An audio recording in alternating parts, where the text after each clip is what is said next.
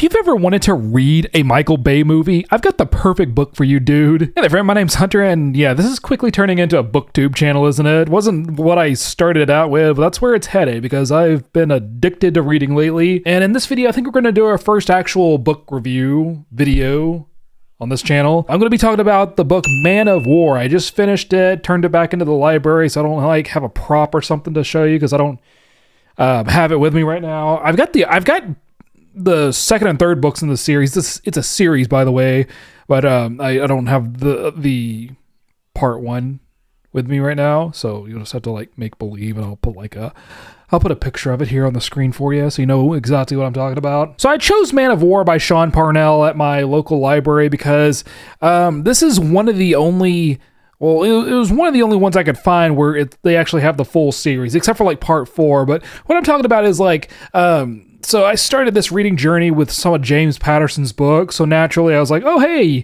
maybe let's go check out the Alex Cross series. But my library, they're missing the first, I think it's the first 2 or 3 volumes, and it's I'm not going to start the series on part 4, or I'll go to his Michael Bennett series, and that one, it does actually have the first, I think it has the first and second part, and then it skips the third and goes to the fourth one. It's kind of a small town library, so they have some, I don't know if it's because people checked out the books and need to return them, or if people checked out the books and never are going to return them. But a lot of broken up series there. But this one they actually had most of the full series, just missing one book, and it's at the end. I figure if I like the first 3 books, I can just go and buy that one or check out one of the other libraries around here. Anyway, so another thing that really caught my interest with Man of War is if you look at the little summary in the book, it says it's actually written by Sean Parnell, as I mentioned, but he's a retired Army Infantry Captain, and he served over in Afghanistan for I think it was 16 months, something like that. I can't remember for sure, but there's a little bio in the book that says a little bit of stuff about him, and kind of adds some credibility because the book is about this character named Eric Steele, and it's very military focused. Most of it takes place over in North Africa, and then some of it takes place in the States, but yeah. And then I also read that Sean has a nonfiction book titled Outlaw Platoon, where he talks about his experience over in the military. I haven't read that one yet, but I have added it to my to-be-read list, and so I'm thinking about checking that one out after I finish this series. But yeah, just to give you a quick premise of the book, Man of War the series stars this character named Eric Steele. He's this top dog agent in this highly special, special forces type military unit called the Alphas. He's best of the best kind of thing. And in Man of War, he's tasked with tracking down this portable nuke that's fallen into enemy hands. And when I say portable, I mean you can carry it, I guess, in a suitcase or something like that.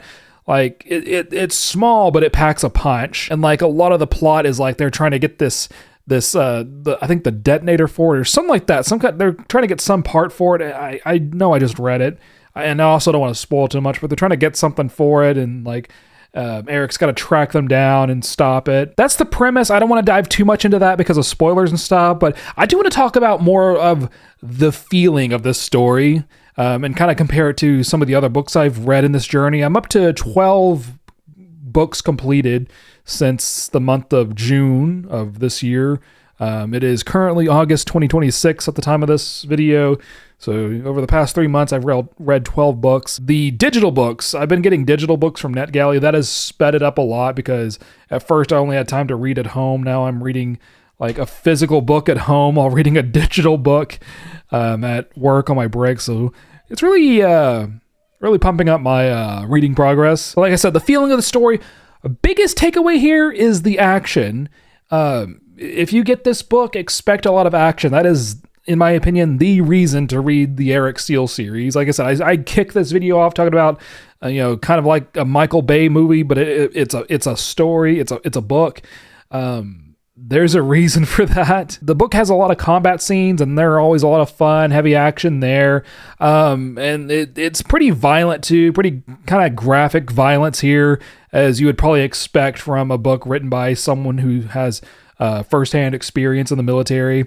Not a problem for me, but I think it's worth noting, if you're not keen on graphic violence, like people like detailed descriptions of enemy soldiers getting shot and stuff like that, you might want to skip this one. But if that's not a problem, let's keep going. So he also uses, I'm checking my notes here. So he also uses the James Patterson style of big font and short chapters, and it works really well here. And he also switches POVs between Eric and the main villain and some other like side characters and stuff, and that also helps keep things interesting, especially in some of the heavy combat is it scenes when you're talking about book, especially in some of the heavy combat chapters. So like they're again, trying not to spoil too much, but in some of like the heavy combat, it's quickly switching. Like you'll have one chapter on this page from Eric's point of view, then the very next page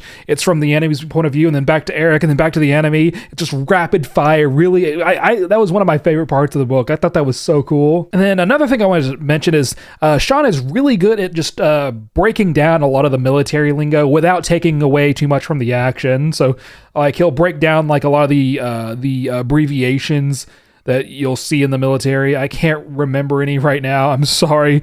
I've been working 12-hour shifts, so I'm not super awake as much as I'd like to be, but you know, a lot of crap. I wish I could, you know, but you get what I mean, right? And then he's always explaining like the bullet calibers and stuff like that. I thought that was really interesting. A lot of good, just, you know, cool insight from a combat veteran. Now, the only weak point I found with Man of War was with the character development. So what I mean by that is like there were a few tidbits of backstory for Eric. They made Eric likable enough, but I can't say I was like super attached to many of the other characters by the end of the story. For me personally, out of the books I've read so far, Hidden Nature by Nora Roberts still holds that crown.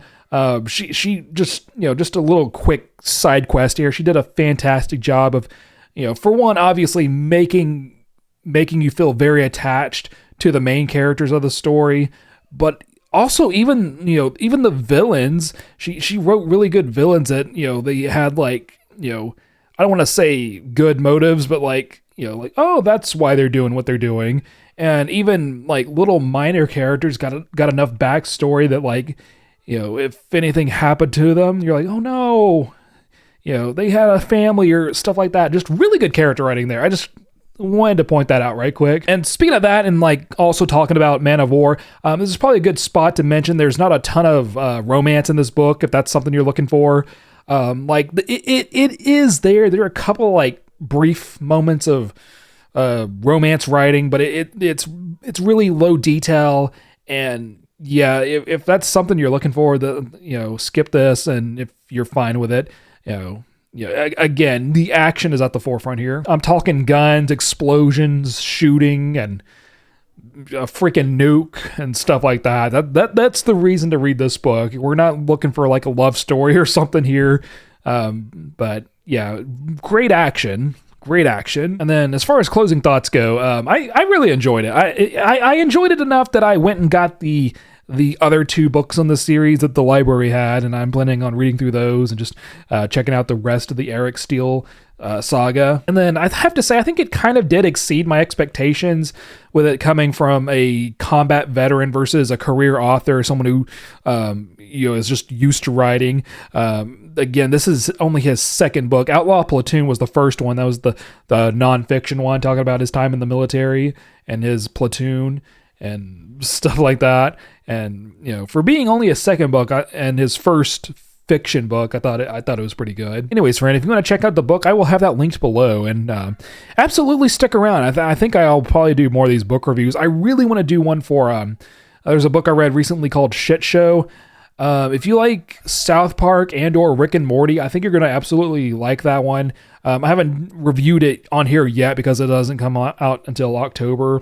That's one of my NetGalley books. I've been actually getting some pretty cool hidden gems on there that I can't wait to talk to you about. But yeah, that's going to be it for me today, friend. If I happen to put some like gameplay of different indie games up here, I'll have those linked in the description as well. I don't know if I'm going to do that or not, but if I do, those will be linked in the description.